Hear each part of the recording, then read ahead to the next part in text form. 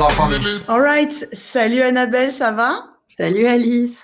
Alors, bienvenue sur Radio Good Vibes. Je suis hyper contente de discuter avec toi. L'idée, en fait, c'est d'avoir une conversation, un rendez-vous tous les jours de la semaine à 12h19 pour s'envoyer de la chaleur, de la bonne énergie et de l'optimisme. Écoute, on va essayer. Cool. Donc, j'ai fait une petite sélection d'entrepreneurs que j'aime. Ouais. T'en fais partie. Merci Alice. Annabelle, donc toi, tu as dirigé la formation Lyon. Ouais. Et tu pourrais nous en dire 2 mots de cette formation. Et puis là, tu lances une toute nouvelle école, l'école du Lifelong Learning avec Agnès Salazar. Ouais. Donc, je te laisse nous présenter et Lyon et Maria, du coup. Ok. Je vais essayer d'être claire et concise parce que c'est des gros projets. Lyon, notre catchline, on dit toujours qu'on est l'école de l'ère entrepreneuriale, ce qui ne veut pas dire qu'on est l'école des entrepreneurs. Au contraire, l'ère entrepreneuriale, c'est le fait que ça change tout le temps. Qu'on est maintenant dans une ère qui est en mouvement perpétuel avec beaucoup d'imprévus. Et on le voit avec ce qui se passe maintenant. Et du coup, en fait, on est une école qui aide tous les collaborateurs, que tu sois de grands groupes, de start-up, que tu travailles vraiment dans n'importe quel univers, même en freelance, à s'adapter aux changements permanents en prenant exemple de tout ce que fait le succès des startups. Okay, donc c'est la culture startup offerte. En fait, on l'offre aux collaborateurs en disant, en fait, l'entrepreneuriat ne doit pas être réservé aux entrepreneurs. On peut tous être entreprenants de sa vie professionnelle. Et pour ça, il y a des outils, il y a des méthodes, il y a des process et il y a surtout des états d'esprit. Et du coup, on va chercher les entrepreneurs, on les met sur scène, c'est eux qui donnent les cours et c'est eux qui donnent leur vibe, justement. Parce que c'est beaucoup une question de vibe. Et à partir du moment où tu as la bonne vibe, tu peux prendre, avoir etc. Et donc ça, c'est ce qu'on fait avec Lyon. Moi, ça fait 2 ans et demi maintenant que j'ai repris Lyon avec The Family. Ça avait été créé avec toi d'abord, Alice. Alors attends, pour la petite anecdote, en fait, comment Lyon est né au tout départ, on accompagne donc des startups à The Family et mon équipe interagit quotidiennement avec l'ensemble de ces startups. Et dans mon équipe, je suis très fière de te dire qu'il y a des gens très talentueux.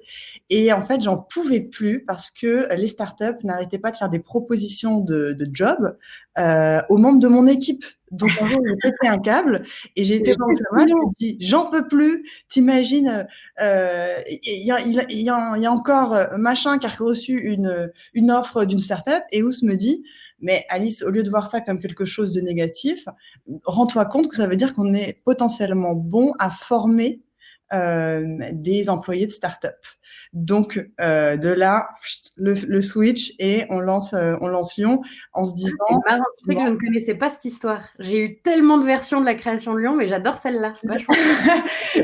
Ça c'est le déclic en fait. Et après, il y a la suite. Et après, donc toi, tu es arrivé, on s'est rencontrés au tout début parce que tu avais rejoint The Family dans une activité particulière qui était celle de Pathfinder. Ouais, moi en gros j'étais un peu Madame Grand Groupe de The Family. J'avais rejoint Miguel qui est celui avec qui on a créé Pathfinder. Et l'idée, elle était vraiment de comment nous, The Family, parce que ce que vous savez faire et ce qu'on sait faire chez The Family, c'est accompagner des entrepreneurs et les aider à passer de 0 à 1, leur envoyer des bonnes vibes et donner des exemples pour montrer que ça peut marcher, ça marche et sur tout le long de ta vie d'entrepreneur. Et là, pour le coup, moi, j'arrivais avec, il y a plein de grands groupes qui viennent nous voir. Ils veulent qu'on fasse des ponts intelligents, on voit pas très bien qu'est-ce qu'on peut structurer avec eux. Et moi, je suis arrivée chez The Family, un peu celle qui allait parler à l'oreille des grands groupes tout en comprenant ce qui se passait à peu près du côté des entrepreneurs et voir si on pouvait faire des choses intelligentes. Et moi, je t'avoue que ça m'a vachement choquée parce que je venais d'un monde qui était le conseil. Donc moi, j'avais toujours été du côté conseil, à donner des conseils, à faire des slides, à faire des Excel, etc. Chez qui déjà t'étais ? J'étais chez Bain & Company, qui était une boîte ricaine avec un gros bureau à Paris. Et donc, j'avais pas mal bossé aux États-Unis. Et en fait, là-bas, ce qui me frustrait, c'était un peu du côté conseil, consultant et d'être moins du côté de ce qui se passe, de là où ça bouge. Donc, c'est pour ça que je suis partie et que j'ai rejoint The Family aussi. Et là, j'arrive chez The Family et on essaie de travailler et de créer des ponts entre les grands groupes et les startups. Et à chaque fois, franchement, on avait un énorme frein et on se battait, quoi, vraiment, sur les collaborateurs, souvent des grands groupes, qui nous disaient OK, go, on y va, c'est super, on va faire plein de choses. Et dès qu'on arrivait avec ceux de l'opérationnel, donc qu'on pourrait appeler le middle management, les managers, ceux qui vraiment font tous les jours, ah mais non, mais dans mon groupe, c'est pas possible, ah mais vous êtes malade, ah mais non, on n'y va pas, n'y croit pas. Ouais, donc des difficultés à passer à l'action et à transformer concrètement. Exactement. Et un état d'esprit très de c'est impossible, mais non, pas possible. Puis assez, tu vois, moi je trouvais que c'était un peu les oubliés du truc, quoi. C'est vrai que ces mecs-là, on leur dit tout le temps innove, mais surtout ne demande pas d'argent. Innove, mais surtout change pas. Hein. Innove, mais surtout fais ci. Il y a un moment où je me suis dit, putain, mais il y a vraiment quelque chose à faire avec eux. Et là, il y avait The Family qui lançait Lyon pour former à la culture startup. Je voyais l'effet que ça faisait sur les gens. Je me suis dit, OK, il y a grave un truc à faire. Et c'est à ce moment-là qu'on a eu la conversation ensemble sur, OK, je reprends la direction de Lyon et je crée des activités autres que gratuites. Parce que la formation Lyon, à la base, elle était gratuite. Elle existe toujours. Elle a lieu le samedi. On adore le gratuit à The Family. Les gens se demandent parfois si on peut vraiment faire de l'argent ou pas, tu vois. Voilà. Et du coup, là, pour le coup, je me suis dit ça et on a lancé des programmes payants à destination de tous ces collaborateurs qui, en fait, eux aussi peuvent prendre ces réflexes entrepreneuriaux et adapter un peu leur état d'esprit au monde d'aujourd'hui, même dans une entreprise qui est encore, entre guillemets, traditionnelle. Okay. On l'a fait ensemble d'abord au début, Alice, c'était marrant. De quoi? On l'a fait ensemble d'abord, les tout premiers programmes. On avait construit pour plein de gens de grands groupes, c'était marrant. Ouais. Ça a formé du coup en tout combien de personnes jusqu'ici, Lyon? Aujourd'hui, 3500. Ok. Et 3500, dont 1500, un peu plus sur les formations gratuites du samedi. On a fait 11 promotions de 8 samedis. On a à peu près 1000 personnes qui postulent à chaque fois. Nous, on en choisit entre 100 et 150. Et ces personnes-là, elles viennent de 10h à 18h le samedi rencontrer 2, 3, 4 entrepreneurs par jour qui viennent raconter une spécificité technique de ce qu'ils veulent faire, un parcours entrepreneurial très inspirant, qui viennent donner des outils. Il y a vraiment un esprit de promo chez Lyon que vous avez réussi à créer qui est fabuleux. Et je suis assez jalouse parce que les fêtes de Lyon commencent à dépasser en intensité les fêtes de The Family. Alors ça, je suis trop contente de t'entendre ça. Il y a un vrai bel esprit. Ça, je pense qu'on l'a appris avec TF, mais il y a vraiment un partying is a serious matter et on fait des fêtes, mais des fêtes. Je pense que, en fait, un de nos grands différenciants, si on peut parler de ça, genre pourquoi Lyon fonctionne, pourquoi ça fonctionne aussi bien, alors que les formations, c'est vrai que on pourrait trouver que souvent c'est la dernière roue du carrosse. Oh là là, formation professionnelle rime généralement avec un truc un peu, on a refusé de me filer ma promo à la fin de l'année, donc on m'a mis en formation ou tiens, j'ai des tickets resto et des promotions. Et nous, on a dépassé ça, je pense, grâce à, je vais dire 2 choses.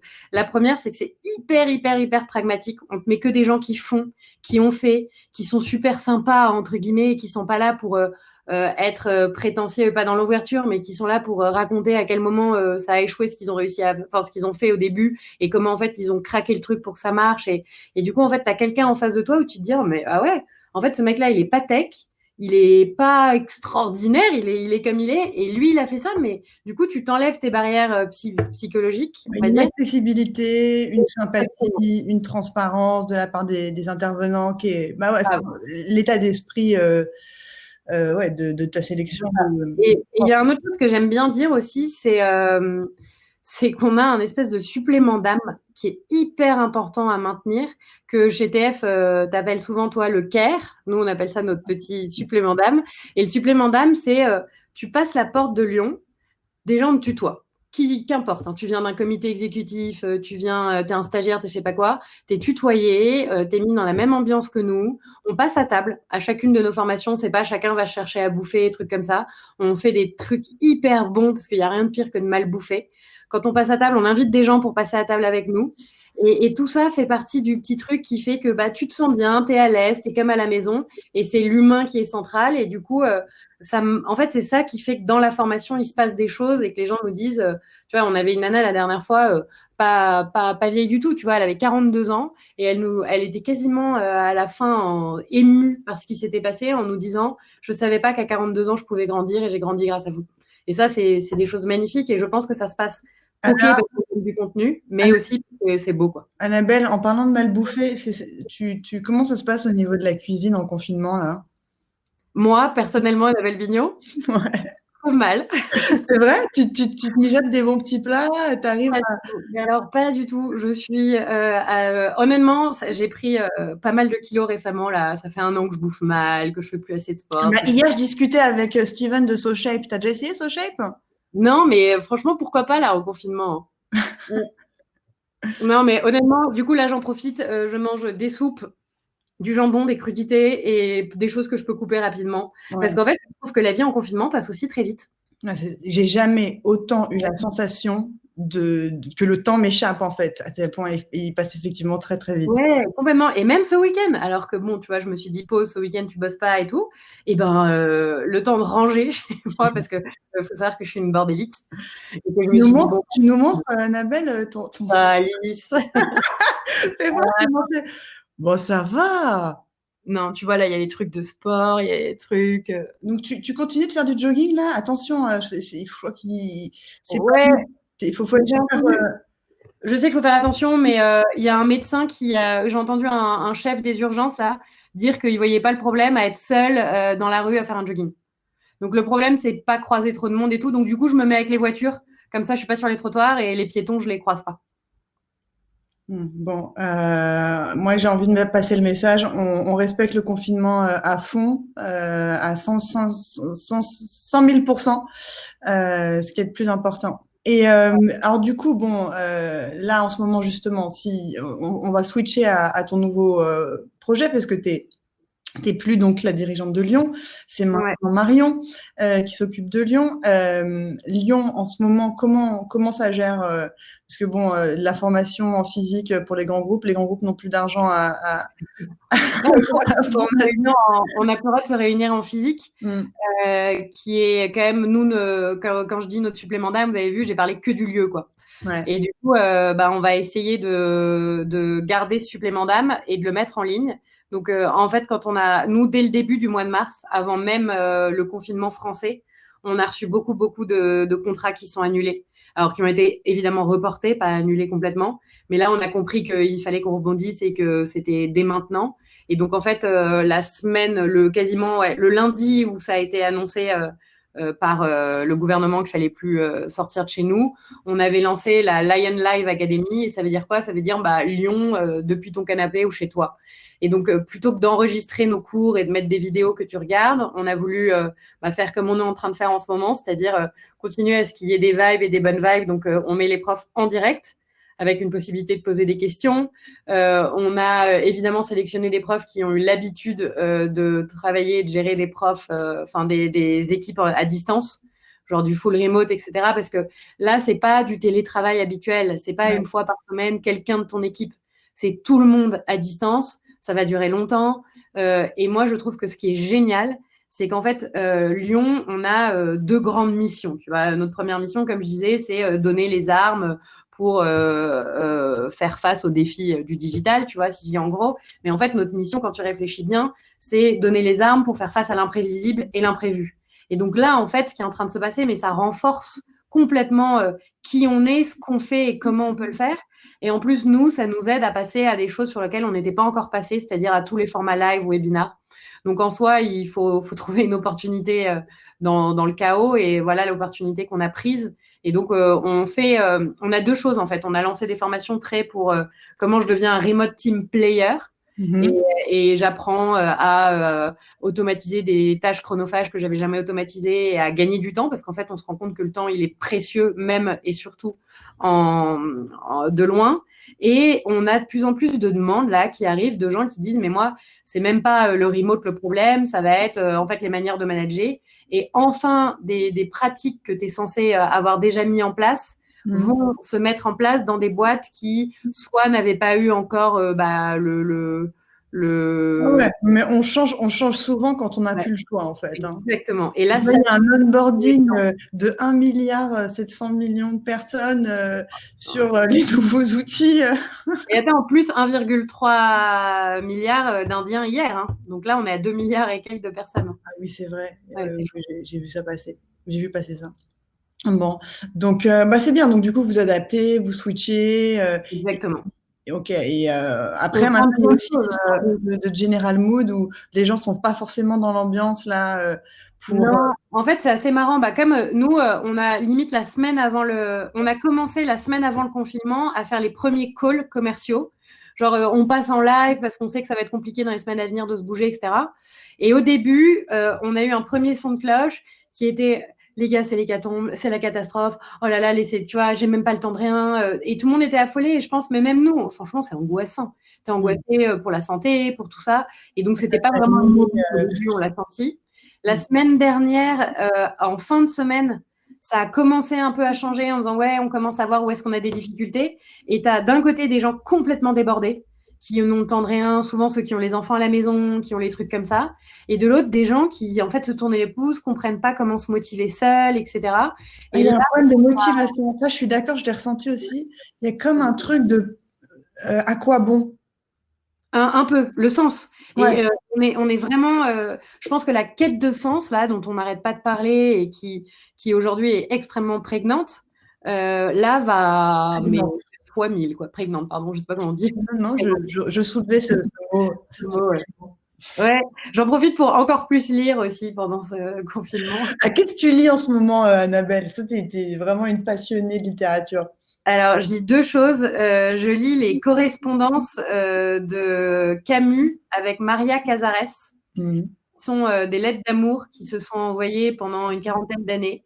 Je n'ai jamais vu des aussi belles lettres, aussi bien écrites, de gens qui s'aiment aussi profondément, s'assument et se le disent. Ça fait du bien, c'est beau à lire. C'est vraiment, mais Tu répètes le nom du bouquin? alors, ça s'appelle Les correspondances entre Camus et Maria Casares. Ok. C'est vraiment dingue. Et comme j'aime beaucoup les romans et que là, les correspondances, c'est sympa à lire, mais bon, c'est quand même des lettres d'amour, je lis en parallèle un roman qui m'emporte dans des aventures un peu plus, on va dire, romanesques. Et ça s'appelle Une vie comme la mienne. Je sais plus le nom, je vous retrouverai le nom au fur et à mesure. C'est sur mon Kindle, j'ai même pas le livre parce que heureusement j'ai acheté un Kindle pour un voyage et là je m'en sers parce que Mhm. j'ai lu quasiment tous les livres de ma bibliothèque que je pourrais vous montrer après, qui est hyper fourni.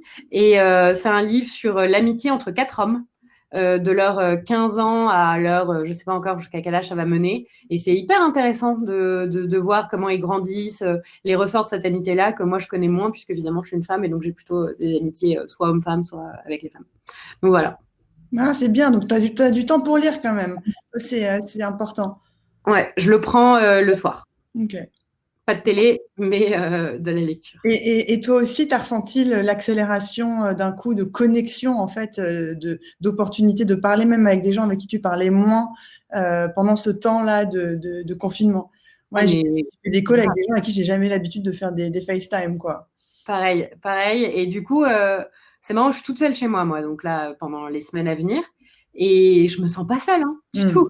C'est Mm. assez marrant. Et en fait, cette espèce de solitude dont on parle là, elle est moins forte parce qu'en fait, tu te sens moins seule quand tu sais que plein de gens sont seuls comme toi, Ouais. déjà.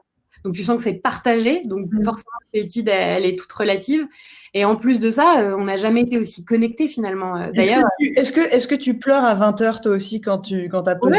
je suis hyper émue, C'est j'ai les fou. larmes qui me viennent. Et là, j'adore parce que mes voisins, il y en a un là juste au-dessus qui met sa chaîne IFI et qui reste 10-20 minutes en plus. Et on a le droit qu'à des chansons françaises. Donc hier, j'avais dit je kiffe. Ouais, c'est vrai que tu es connue pour tes playlists Aznavour Co. Bon, c'est bien si tu sens pas la solitude. Moi, je vois, franchement, je crois que j'ai à peu près la même sensation, quoi, d'être hyper connectée. Là, on a switché avec l'équipe et genre tous les matins, on se fait des calls de 20 minutes juste de catch-up avec tout le monde en mode voilà mon objectif de la journée. Et c'est des habitudes qu'on n'avait pas Ouais, du je suis coup d'accord. à The Family en temps normal. Donc, Bah, ça, c'est des trucs qui vont perdurer, qui vont rester. Et c'est pour ça qu'il faut prendre le moment maintenant, là, comme bon, bah, c'est un état de fait. Donc, qu'est-ce qu'on peut en faire de bien, quoi. ouais, ouais. Et là-dessus, je suis sûre que sur les équipes, ça fait du bien. Mm. Tu te rends compte de plein de choses. Non, c'est bien. On essaie d'y voir le bien parce qu'il y a aussi plein de choses qui sont hyper. Surtout, moi, j'ai envie d'embrasser, j'ai envie de serrer dans mes bras, j'ai envie de faire des blagues. Nous, il y a une autre chose qu'on a faite en plus de la réunion du matin, c'est qu'on on a un espèce de random coffee qui se met sur le Slack. Et tous les mardis, tous les jeudis, tu as 30 minutes de call avec des petites questions préétablies que tu peux suivre si jamais tu sais pas trop quoi te dire au début, avec des gens random de ton équipe. Comme ça, tu maintiens les liens informels avec n'importe qui, même ceux avec qui tu travailles pas. Ouais, trop important. Nous, pareil, avec les startups, on a créé des war rooms tous les soirs à 18h sur des sujets hyper précis, genre cost-cutting. On a fait venir des experts en crise, Marc Fiorentino. On fait des cyberdrinks tous les soirs. Enfin, voilà, on se bouge. On se bouge pour être au maximum là pour. Là, ouais. Bon, alors, toi, du coup, tu as quitté Lyon parce que tu as rencontré une femme extraordinaire qui s'appelle Agnès Salazar. Tu vas nous la présenter. Ouais. Vous partagiez le même point de vue sur le futur du travail. Et donc, ensemble, vous avez décidé de créer Maria, l'école du lifelong learning, et vous êtes en pleine levée de fonds. Ouais. Et ça se passe bien. Ouais. Alors vas-y. Ça se passait hyper bien, c'est ça. Ouais. Est-ce que j'explique juste 2 secondes, Maria? Vas-y. Et après, je reviens sur la levée. Je parle vite, promis. En gros, l'année dernière, au printemps. Oh putain, waouh, ça fait 1 an. Dingue. Donc, ça fait 1 an. Au printemps, il y a Oussama, je crois, qui me dit Annabelle, tu devrais rencontrer Agnès. Je pense que ça peut bien fitter et vous pourriez travailler ensemble. Je vous laisse comprendre pourquoi, etc. Et un peu mystérieux, comme Oussama aime bien faire les meetings un peu comme ça.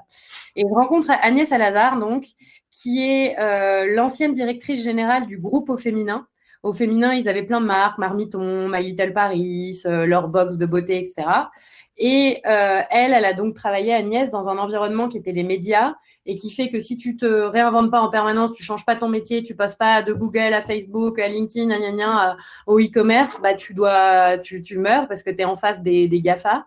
Et du coup, c'était hyper intéressant parce qu'elle a exactement la même vision que nous, on pouvait avoir, enfin, qu'on a chez Lyon, qui est de la réinvention permanente, être hyper à l'aise dans le changement, comment je peux avoir les armes pour le faire, c'est finalement une énorme question d'état d'esprit, tout est lié aux équipes et au capital humain. On peut parler de tout ce qu'on veut dans les transformations des entreprises, dans l'hyper-croissance. En fait, si tu n'as pas une équipe super solide derrière, il ne se passera rien.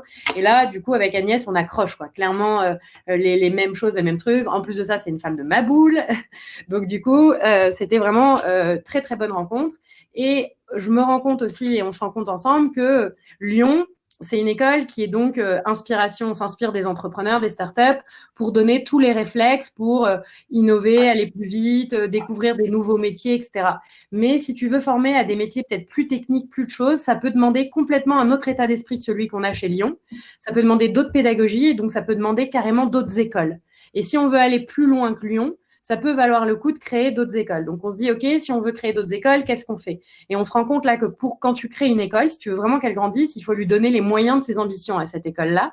Et ça veut dire quoi? Ça veut dire connaître un peu l'administration, aller choper toutes les certifications, les financements publics. Ce sont des choses qui te prennent énormément de temps. Il y a un petit côté un peu réputationnel qui est important. Du coup, il faut un gros lieu, beau, qui coûte cher. Et au début, quand tu es une école, tu n'as pas forcément l'argent et le track record pour pouvoir montrer ça, et plein de choses comme ça. Donc, on s'est dit, on va créer une super structure qu'on appelle Maria. Maria, pour Maria Montessori, ce qu'elle a fait aux enfants, on veut le faire aux adultes, c'est-à-dire les accompagner tout au long de leur vie. On aimerait bien qu'avec Maria, les gens arrêtent de se dire que c'est normal de payer pour son abonnement au sport, mais pas normal de payer pour aller régulièrement entretenir son cerveau. Et donc, le but avec Maria, c'est d'être un campus. Entretenir son cerveau, si je puis me permettre, mais pas que, parce que c'est les hard skills, mais c'est aussi l'interaction, rencontrer des gens, être dans une dynamique ensemble d'apprentissage, une dynamique de soutien au sein d'une promo, quoi. Ouais, alors là, tu as complètement raison. Et en fait, c'est pour ça d'ailleurs, souvent les gens nous disent oui, mais vous êtes un organisme de formation, vous n'êtes pas une école. Et nous, on y tient, tu vois, Maria, c'est un campus d'école et on crée des écoles. Et pourquoi école? Parce que qui dit école dit communauté, dit tu vas t'entraider, tu vas créer des liens très forts, tu vas pouvoir reparler avec tes profs, parce qu'il y a des profs qui changent la vie des gens. Et en fait, c'est pas parce que tu es adulte, que tu travailles, que tu n'as pas le droit aussi d'avoir tous ces liens-là qu'on réserve aujourd'hui dans notre imaginaire, hein, complètement à nos années de jeunesse, aux enfants. Tu vois, je te dis école, aujourd'hui, tu vas penser à enfant, tu vas penser à tes années quand il y a longtemps, tu vois, je dis pas que t'es vieille, hein, mais on se comprend, tu vois. Et du coup, là c'est hyper important le point que tu soulèves, et c'est pour ça qu'on tient vraiment à aussi incarner Maria dans un lieu. Parce que c'est là-dessus que tu peux créer tes liens forts et pouvoir revoir les gens, et tout ne se passera pas qu'en ligne, même si évidemment il y aura du en ligne avec Maria. Donc voilà, Maria, c'est ce campus d'école qu'on va créer, et la première école de Maria, c'est Lyon. La deuxième école, c'est Maestro, qu'on a lancé là 2 semaines avant tout ce qui se passe, et qui est un bootcamp pour apprendre le product management. On veut lancer une école de data. Notre idée, c'est de lancer au moins 6 écoles dans les 2 prochaines années là, sur tous les sujets qui sont importants aujourd'hui pour les entreprises, pour naviguer ce monde. Ok. Donc, on était en levée de fonds pour permettre à Maria de commencer. Notre idée avec cette levée de fonds, c'était évidemment renforcer encore plus nos équipes. Donc, pouvoir avoir des équipes qui lancent les écoles qu'on crée. Maestro, par exemple, et les nouvelles écoles, etc. Pouvoir avoir un très beau lieu dans lequel on accueille les gens, commencer à avoir une plateforme tech. Parce que qui dit cours en ligne, en live, il faut commencer à avoir des plateformes sur lesquelles tu retrouves les cours, sur lesquelles tu peux te connecter aisément, sur lesquelles on peut te dire « Ah, t'es pas venu depuis longtemps, est-ce que tu peux revenir ?» Et enfin bon, tout ça demande de l'investissement, et c'est pour ça qu'on lève des fonds en ce moment pour vraiment se donner les moyens de nos ambitions et aller encore plus loin que 2-3 écoles avec une vraie plateforme que représenterait Maria, qui serait une plateforme physique et tech. Okay. Et ça se passait très bien. On avait des super bons retours et là, en fait, on rentrait en closing la semaine dernière. Donc, autant te dire que là, c'est un closing qui est plus compliqué. On a des investisseurs ultra géniaux. C'est là où ce qui est bien aussi, c'est que c'est un bon moyen pour voir qui t'as envie de qui tu as envie de t'entourer. Parce qu'on a pas mal de gens qui nous ont envoyé je vous ai fait une promesse, j'ai un commit, il sera rendu, bravo pour tout ce que vous faites. Parce que ce qu'il faut dire aussi, c'est que là, nous, on est en train d'amortir à fond l'impact de la crise, parce qu'on lance le live, on va prendre toutes les aides qui sont possibles de l'État. Clairement, on va essayer que ça nous impacte le moins possible. Et donc ça rassure beaucoup nos investisseurs, tu vois, qu'on n'ait pas d'impact trop fort, et en tout cas qu'on arrive à le limiter carrément. C'est pour Lyon. Parce que Lyon est l'atout qu'on montre aux investisseurs le plus. Pour Maestro, ça va rien changer, donc l'école va pouvoir se créer. Ça va rien changer à peu près normalement. Donc tout ça sont quand même des signaux très verts. Et du coup derrière, là, on est en train de lever. On a malheureusement quelques investisseurs qui voulaient mettre, qui sont ruinés. Donc là, tu vois, tout d'un coup, ça se passe moins bien. On en a d'autres qui veulent, du coup, repenser la valo. Enfin, il y a un peu de tout, mais honnêtement, si je regarde les choses du côté positif du verre, on va bien s'en sortir et ça va être cool. Ok, écoute, je te souhaite de cartonner là-dedans. Ouais. On a fait un super moment avec l'équipe et les startups, qui était un moment dédié à nos fellows avec Marc Fiorentino, donc qui a vu toute l'équipe. Ah c'était plutôt optimiste, hein, ce qu'il a. Franchement, c'est pour ça, tu vois. Tu peux résumer pour les confinés qui n'étaient pas là? Non, moi j'ai écouté et je l'ai trouvé hyper optimiste. Et d'ailleurs, c'est lui qui a fait qu'on a rédigé après un autre mail à nos investisseurs, et on s'est dit, franchement, on est solide sur nos appuis, ce qu'on fait est bien, donc on y va à fond. Mais il a tout simplement raconté que pour la première fois, on vivait cette crise tous ensemble, c'est-à-dire c'était pas plus un pays qu'un autre, donc c'était vraiment une crise d'envergure globale, et que donc la réponse des banques était globale, et que ce que lui défendait, c'est que il va y avoir une annulation de la dette des pays, et que donc beaucoup d'argent réinvesti, d'où le fait que les banques là répondent toutes à l'appel en disant on va soutenir. Exactement. Et du coup, moi, ce qui m'a rassurée aussi, c'est qu'il disait quand tu as un projet qui fait sens à long terme, qui va aider les gens à la sortie de la crise et tout, go. Et c'est exactement notre positionnement, nous, avec Marie à Lyon. Donc, non, j'ai décidé que j'étais pas inquiète. Okay. Et en fait, au contraire, ça renforce notre mission, ça renforce ce qu'on veut faire. Et là, tu sais, on parlait de la quête de sens. Je pense qu'on va avoir de plus en plus de collaborateurs là qui vont s'être posé la question de c'est quoi mon travail, comment je peux en faire un truc qui fait du sens. On a là, pour une fois, toutes les frontières vie pro, vie personnelle qui sont complètement abolies. Ouais. Et c'est tous nos sujets, tu vois, comment tu fais pour en prendre le bon. Tu vois, moi, je trouve ça dingue, dingue, dingue. Je fais un petit aparté, mais moi, dans tous les gens qu'on voit qui viennent se faire former, on a pas mal de monde, ils ont tous quasiment des smartphones. Mais vraiment tous. Donc, tous sur leur smartphone ont toutes les applis de la vie de tous les jours qu'on adore utiliser, que ce soit les Deliveroo, les WhatsApp, et tous les... Là, en ce moment, House Party, c'est juste dingue, de n'importe quel âge, etc. Et derrière, quand tu leur parles d'outils à mettre dans leur environnement professionnel, oh là là, non, ça va être compliqué. Tu es là, mais à quel moment dans ta vie perso, tu as accepté tout ce qui t'aide et te rend la vie facile. Découpé en blanc. Ta vie pro, et là, pour une fois, je pense que ça va être cool parce que ça y est, je vais me rendre compte à quel point le digital est un levier. C'est pas du tout une fin en soi, j'en ai rien à foutre du digital pour du digital. Mais en revanche, si ça peut m'aider pour, dans ma vie, travailler plus efficacement, mieux collaborer et en fait lâcher prise, go à fond. Et du coup, là, pour moi, on est à fond là-dedans. Il va y avoir encore plus de demandes à la sortie de la crise parce que les gens vont avoir touché du doigt que c'est possible. Bon, Annabelle, je dois te le dire, tu es très populaire. Ah ouais. Puisque ce good vibe avec toi, vraiment, est de loin celui qui a le plus de gens qui nous suivent. Les amis, bonjour. Et il y a un chat à côté. Si vous voulez poser des questions à Annabelle, allez-y, vraiment, écrivez, n'ayez pas peur. On y répondra. Surtout, voilà, Younes. Merci, Younes. Cœur sur toi, Younes. Ouais, cœur. Donc, du coup, Anna, là, donc tu gères comme tu peux. La levée, ça va bien se passer, j'espère pour toi, et on est tout avec toi. Il y a Chloé de Ada Tech School qui est là. Chloé aussi. Chloé, Ada, avec qui on était donc une semaine avant quand même le confinement au Brésil. À Rio. Oui, il y a des petits fan clubs, c'est trop bien. Donc, je suis très heureuse d'avoir pu voir Rio en période de carnaval avant toute cette histoire.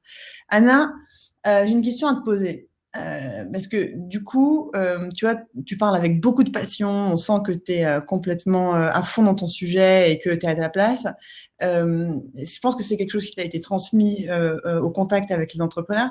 Dans tous les entrepreneurs que tu as vu passer et que tu vois tous les jours, que tu as fait intervenir chez Lyon, lesquels sont pour toi, si tu devais m'en parler de quelques-uns qui t'ont marqué et qui t'ont appris des choses, qui sont quand ils sont venus intervenir, vraiment ceux qui tu penses que voilà, avec eux il y a eu un avant-après quoi. Alors, pour de vrai, moi j'aimerais bien répondre je vais répondre parce qu'il y en a un où tout le monde va dire ouais, les lèche-cul et tout. Mais moi, Alice, ton talk qui s'appelait Débrouille-toi ma gueule chez Lyon, ça a été un énorme déclic. Et tout le monde arrête, je vais rougir. Non, mais tout le monde devrait lire c'est devenu un article parce que le talk avait eu un succès énorme. Il avait été fait en 2016. Moi, j'étais pas encore à travailler pour Lyon à ce moment-là. Ça s'appelle Débrouille-toi ma gueule. Et c'est un peu, tu vois, tu lèves le voile sur le chaos que ça peut représenter de rejoindre une startup à ses débuts. Parce que c'est pas vrai dans des startups ultra structurées, ce que tu dis, il y a des trucs où c'est pas complètement comme ça. Et pour moi, ça a levé le voile sur à quel point il faut faire sa preuve par ses actions, par sa manière de travailler, beaucoup plus de se poser la question de ce qu'on a fait avant, de est-ce qu'on est cool, est-ce qu'on a tel diplôme ou est-ce que j'ai telle réputation. Et moi, c'est un truc qui me parle énormément de se dire que tu as le droit et on te demande de briller par ta singularité beaucoup plus que briller par ce que tu aurais pu faire avant. Et du coup, pour une fois, il faut s'afficher, il faut se montrer et c'est ça qui est hyper déstabilisant. Et moi, ça avait été un talk qui avait franchement pas mal changé plein de choses, qui m'a fait comprendre plein de trucs et je t'avoue que je t'ai piqué énormément de choses de ce talk et j'en redis plein dans les miens. Voilà, donc ça, c'est pour le 1. Et pour le 2, moi, je vais citer Charles Thomas. Pourquoi? Parce que Thomas, donc, qui est le cofondateur de Comet. Comet, ouais. qui est une plateforme où tu peux trouver des super tech freelancers, data, tech et data, quoi. Très, très haut niveau sur des missions de court terme. Et en fait, Charles, moi, ce que j'ai adoré, ce que j'adore encore aujourd'hui, c'est que c'est un de nos premiers professeurs qui est venu à Lyon enseigner des choses pour les collaborateurs de grands groupes. Et du coup, Charles, il a commencé à enseigner à Lyon, donc début 2017. Et il venait de commencer, mais vraiment, il venait de commencer Comet. Et on lui avait dit, est-ce que tu peux parler du minimum viable product? Est-ce que tu peux parler de quand tu fais un prototype, tu n'as pas complètement ton produit, mais tu es déjà en train de convaincre tes clients et tu es déjà en train de signer des contrats, alors qu'en fait, ton produit, c'est toi au téléphone et tout le monde sur Excel, alors que tu es en train de dire que tu as une super plateforme de matching ultra tech pour réussir à le faire. Et je me souviens, il avait fait un premier cours qui s'appelle le MVP et Charles est arrivé et hyper a montré en fait comment il gardait pour une culture de la frugalité, une culture de on teste tout, on a fait par nous-mêmes sans avoir une ligne de code au début. Ils étaient sur Bubble, ils utilisaient l'outil Bubble. Ils étaient sur Bubble. Lui-même dire que le CEO de Bubble sera présent pour le Remote Summit qu'on organise vendredi. Et plus que présent, les partenaires. Voilà. Et lui, Charles, moi, ce qui me bluffe à chaque fois, c'est que là, on est en 2020, donc ça fait 3 ans qu'il vient. Ça fait 3 ans qu'il donne le cours sur ce sujet. Et ça fait 3 ans que, en fonction, il a levé énormément de fonds depuis, il a embauché énormément, il a vécu des hauts, des bas, des hauts, là. Et il adapte à chaque fois en fonction du contexte, en quoi cet état d'esprit d'être tout le temps dans le test, dans le fait de faire des prototypes, de pas commencer à coder des trucs énormes sont essentiels. Et je trouve ça, à chaque fois, ça m'inspire de me dire, il a pas perdu sa verve et son état d'esprit du tout début, quand ils étaient un peu 4 dans leur appartement à cofonder. Aujourd'hui, alors qu'il a l'argent sur son compte en banque, il a une équipe plus solide, il a tout ça, et il l'adapte à des contextes, mais ça reste frugalité, test, et c'est hyper intéressant de voir ces cours de 2016, ces cours d'aujourd'hui. L'état d'esprit est le même, les outils sont pas forcément les mêmes, mais tu gardes ça et peut-être qu'un jour on pourra vous faire des avant-après d'entrepreneurs qui donnent les mêmes cours avec juste des expériences différentes pour montrer que oui, tu peux avoir les mêmes réflexes quand tu es 4 que des réflexes quand tu es 70, 100. On sent la passion. Hein. Ouais. Il est génial, Charles. Je suis d'accord avec toi. Ouais, et surtout, il est très. C'est un mec qui rend beaucoup à la communauté d'entrepreneurs, qui est très dispo, qui est très aidant. L'équipe Comet. Alors ça, je dois aussi faire un big up à l'équipe Comet, qui sont nos intervenants principaux chez Lyon. Johan, qui est le CMO, qui est aussi, comme Charles, un ancien Lyon. Virgile Ringard aussi, qui est le Head of Talent. Et le CPO aussi sur Maestro, qui nous aide énormément. Mais c'est les premiers toujours disponibles à nous aider, à nous accorder du temps, à faire des choses pour nous. Donc, big up à Comet sur leur qualité d'entraide et leur qualité de cours. C'est juste, mais d'un niveau assez exceptionnel. Hein. Magnifique. J'ai envie de switcher là sur un autre sujet, Anna. Vas-y. Non. C'est à quoi De quoi, pardon? Vas-y. Non, est-ce que du coup, bon là, tu es en confinement, tu as un peu de temps pour réfléchir, tu touches un sujet qui va s'accélérer après le confinement, hein, le lifelong learning. Tu te projettes un peu dans le monde d'après, même si c'est complètement, on ne peut pas savoir de quoi sera fait le monde d'après. Ça se trouve, les gens vont être complètement. Moi, j'imagine déjà à la sortie qu'il va y avoir un Burning Man à ciel ouvert. Tu vois, que les gens ils vont avoir besoin de kiffer. Avec des Italiens qui viennent nous libérer. Donc voilà, si tu devais imaginer le monde d'après, tu commences enfin, je sais pas, tu le vois comment, quoi. Qu'est-ce que tu voudrais voir, puisque t'es pas devin, mais qu'est-ce que tu aimerais voir plus? Bonne question. J'aimerais voir. Je pense qu'il va y avoir deux mouvements. En fait, j'aimerais voir. Ah ouais, si, je sais. On a tendance en fait, ça a rendu humble, et ça a rendu humble, j'espère, tout le monde, cette expérience. Que j'aimerais voir, c'est un espèce de lâcher prise. Parce qu'en fait, la vie est beaucoup plus agréable quand tu comprends que tu maîtrises pas tout, que tu n'as pas les manettes sur les choses. Et à partir du moment où tu as ce lâcher prise, bah, tu es dans un mood d'apprenant et tu n'es pas dans un mood de sachant. Et du coup, ce que j'aimerais voir, c'est que cette espèce de lâcher prise, il se généralise. Et il généralise aussi bien à des structures hyper cadrées, etc., qu'à des structures que ce qu'on connaît, nous, mieux peut-être avec les startups. C'est vrai Et que donc, là, pour le coup, c'est tout le monde est dans cette espèce de sagesse de naviguer à vue. Grave. Grave. Et en fait, je pense qu'il va falloir le maintenir parce que s'il y a bien un truc dont on est sûr, c'est que tout est imprévisible. Alors franchement, Corona, on pouvait vraiment pas le prévoir. Mais plein d'autres choses, tu vois, les métiers de demain, les comportements, l'écologie et l'impact sur la planète, tous ces trucs-là. Donc, il faut se dire que comme t'es pas dans ce contrôle-là, bah, tu dois te mettre dans un mood de bon, bah, qu'est-ce que je peux faire là, au jour le jour et dans mon naviguer à vie pour avoir une prise, être bien. Et le seul mood qui est utile dans ces cas-là, c'est le mood de l'apprentissage. Et c'est ça que, évidemment, j'aimerais voir parce que ça va avec. Et après, dans l'autre truc, je pense aussi que, honnêtement, on va avoir besoin de se réunir. On va avoir besoin de se voir, besoin de faire la fête, besoin de. Waouh! Mais il y a plein de choses. On va arrêter de serrer la main, mais je suis pas sûre. Ok. Et moi, ça me plaît cette vision-là. Elle est quand même assez idyllique. Qu'est-ce que tu penses qu'on va lâcher? Qu'est-ce que tu penses qui restera derrière, en fait, qui sera plus d'actualité? C'est pas d'avoir une réponse sûre. Les plans stratégiques à 5 ans, tout ce qui est plan à quelques années, ça me semble aberrant. Les business models à 6 ans où on te fait chier sur la 6e année, là, pour le coup, ça devrait être enterré. Quand on voit ça, tu vois à quel point c'est pas prévisible. Donc après, peut-être de plus en plus prévoir justement l'imprévisible en se disant il va y avoir des downs comme là, et on va lâcher le fait de dire que le digital c'est une mode. Et parce que là, voir à quel point on est content quoi, de pouvoir être connecté, d'avoir tout ça. Et moi, je vais lâcher un peu le. Ouais, toi, personnellement, toi. Ouais, je me suis dit, j'ai hésité moi à partir et à aller me mettre avec des copains et pas rester toute seule. Puis finalement, bon, le sort a fait que je suis toute seule chez moi.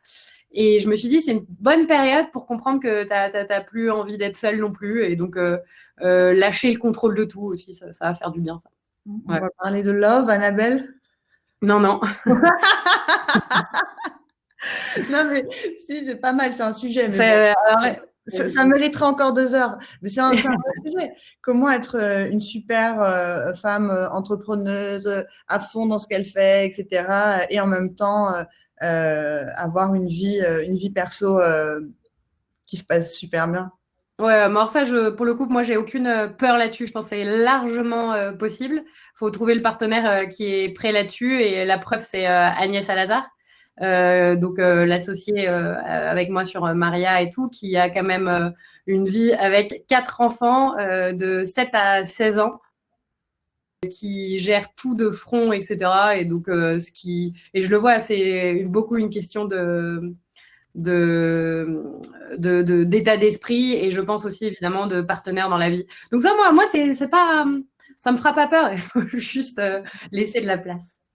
Enfin voilà, on est complètement sur du perso. Je propose qu'on parte. C'est catastrophe. Non, on pourrait y rester longtemps. Non, mais par contre, sur la place des femmes, il y avait Adatech School, il y a Chloé qui est dans le chat là, qui nous regarde. Tu vois, sur la place des femmes, est-ce que tu crois pas que le monde d'après, même si ça sert à rien de faire des pronostics, mais moi, ça me semble évident que tout ce qui a été initié avant et tu vois, tout le mouvement féminisme, tu vois, il va vraiment, c'est-à-dire que une fois que la crise est passée, on rabat les cartes, on revoit les priorités et il y aura une vraie place, enfin je l'espère, hein, c'est tel que je le vois, on sera beaucoup plus regardant sur refaire les choses bien si on les crée après, tu vois. On sera dans une dynamique où on n'est plus dans nos vieux archaïsmes de système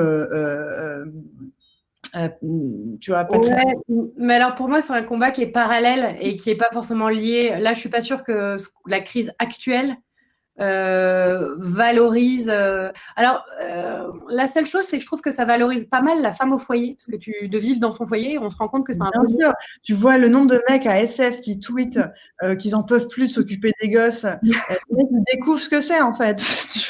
Exactement. Donc si tu as raison là-dessus. Là-dessus, va y avoir un vrai. T'as pas vu le même du mec qui lave une assiette et qui sort, il est 20h, tout le monde applaudit et il croit que c'est parce qu'il a lavé l'assiette. Mais non. Non, c'est une blague évidemment. Non mais ouais, moi je sais pas, je sens que ça va. En tout cas, tout ce qui a été initié et qui va s'accélérer après, je pense. Non, mais clairement, c'est un vrai sujet. C'est hyper, hyper important. La diversité des équipes, en fait, la diversité des directions, la diversité de tout. Et j'aimerais bien qu'un jour, alors nous, chez Lyon, on n'a pas trop ce problème-là. Big up à toutes les femmes de Lyon. Et big up aux mecs aussi, parce que parfois, ils se sentent un peu seuls, parce qu'on est plus de femmes que d'hommes. Mais oui, c'est hyper. En fait, je pense que tous les changements sociétaux sont des changements très culturels. Et là, tout bouge très vite. La crise actuelle va faire que ça va bouger encore plus vite. On est dans l'exponentiel, en fait. Et j'espère que c'est un sujet qui sera de plus en plus derrière nous et pas devant nous. Et ce qui se passe en ce moment avec des initiatives comme ce que fait Chloé de Hata Tech School, c'est juste super. Parce que tu te rends compte qu'il peut y avoir des pédagogies, des manières de faire qui sont en fait plus inclusives et dans laquelle se reconnaissent aussi bien les femmes que les hommes. En fait, on a une société dont les règles. Fais le pitch de Hata Tech School pour les gens qui connaissent pas. Alors, Chloé, tu me corriges si ce que je dis est pas bien, mais le pitch de Hata Tech School, c'est une école de code, une école ingénieure pour apprendre à coder, post-bac ou des études en 2 ans, avec 1 an sur place et 1 an en apprentissage. Et l'idée, elle est vraiment de revoir, mais de zéro, toute la pédagogie pour que ce soit un environnement favorable aux femmes. Et qu'on montre que le code est aussi bien une discipline féminine qu'une discipline masculine. Et du coup, c'est une école qui a été designée pour s'ouvrir spécialement et laisser une place grande à ce que les femmes s'y sentent bien, performent et aussi les mecs. Il y a Yann de Paula, que tu connais, merci Jack, qui voilà, alors, la place de l'écologie. La question est super. Nous, la place de l'écologie, c'est une école qu'on voudrait. Donc, je disais que Maria, c'est un campus sa première école, c'est Lyon, la deuxième, c'est Maestro. Et on voudrait créer une dont l'angle serait l'écologie. Le problème, c'est que c'est un sujet qui aussi touche énormément l'humain, l'écologie, parce qu'il y a des peurs, il y a encore des dénis, un peu comme sur le digital il y a peut-être 10 ans. Et donc, on va voir comment on prend la chose, mais c'est un sujet super intéressant parce que ça demande de revoir tout, du département finance de ton entreprise au département production du produit, au département les serveurs que je choisis. Et donc, oui, c'est déjà des sujets qu'on aborde avec les entreprises qui nous demandent des choses là-dessus. Et on veut carrément créer une école de l'écologie. Et d'ailleurs, pour tous ceux qui m'écoutent là, s'il y a des gens qui sont déjà hyper armés sur ces sujets, moi, j'en discute avec plaisir parce qu'évidemment, on va chercher des gens pour nous aider à créer cette école. Trop bien. Les amis, l'émission là touche à sa fin. Franchement, c'était très good vibe, Anna. J'ai adoré parler avec toi. Tous ceux qui sont là, vous n'avez pas beaucoup posé de questions, peut-être parce que c'était juste déjà complet, vous vous dites qu'il n'y a pas beaucoup de questions. C'était fluide. Et donc, simplement, je voudrais vous proposer une expérience un peu spéciale. Donc là, on utilise un outil qui s'appelle Opin, qui est fait par une start-up basée à Londres. C'est un gars tout seul dans sa chambre, archi sympa. Et en fait, cet outil est assez génial. Et il nous permet de faire du chat roulette. C'est-à-dire que là, ah oui, pardon, Lorenzo précise, il a commencé tout seul, maintenant il a bien grandi. Quand même, parce que l'outil est robuste. Et donc, du coup, là, on va faire une petite expérience qui consiste à, si vous êtes chaud, ou si ça vous dit, faire des rencontres complètement hasardeuses. avec les gens qui ont suivi cet échange sur Radio Good Vibe avec Anna. Voilà, juste dans 3 minutes, le temps qu'on se dise au revoir et que Anna, est-ce que tu as un message à passer à tous les confinés?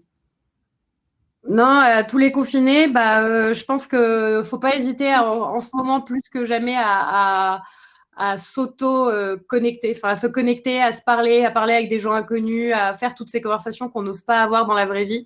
C'est peut-être plus facile de les avoir maintenant qu'on est tous chez nous et qu'on peut se connecter.